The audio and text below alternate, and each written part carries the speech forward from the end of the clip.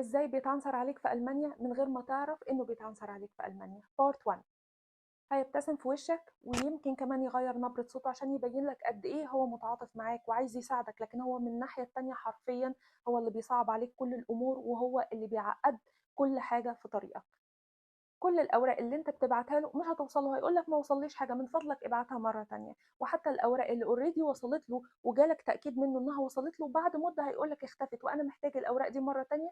بس أهم حاجة تكون أكتو إلى، تكون محدثة، معنى كده إن أنت لازم تطلبها مرة تانية وحلني.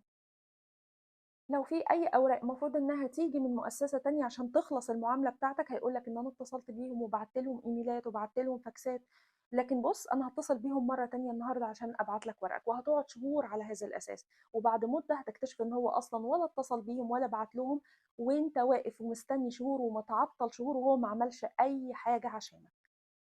داتنشوتس. كل المعلومات بتاعتك اللي موجودة عند أي مؤسسة هنا في ألمانيا هي محمية بموجب القانون، يعني مفيش حد يتسمح ليه إن هو يطلع أي معلومة عنك إلا بإذن قضائي، لكن معلوماتك هتلاقيها موجودة في كل مكان، هتلاقيها عند صاحب العمل، هتلاقيها عند المعاشات، هتلاقيها عند التأمين الصحي، هتلاقيها عند بتوع الضرايب، هتلاقيها عند كل الناس، لكن هو الموظف مش هيطلع ورقة واحدة تدينه، لكن هيتصل بكل الناس وهيقول كل حاجة عنك ويمكن كمان يضيف عليه كمان. دي الداتنشوتس.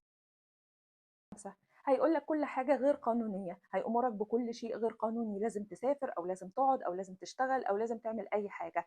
هيقولها لك بشكل بخصولش، يعني بينك وبينه قدام بعض مثلا في المكتب بتاعه، او هيقولها لك في التليفون، وانت هتعمل كده وهتصدق ده، وطبعا ده جاي من موظف محترم واساسي في الدوله. لكن اول ما تشك وتقول له من فضلك انا عايز ورقه بالكلام اللي انت بتقوله ده عشان مثلا رايح المحامي او عشان مثلا افكر فيه، مستحيل يطلع لك الورقه دي، عشان هو عارف كويس قوي ان الكلام اللي هو بيقوله كله كذب وكله جريمه، وهو بيضحك عليك عشان يعطلك اكتر واكتر واكتر.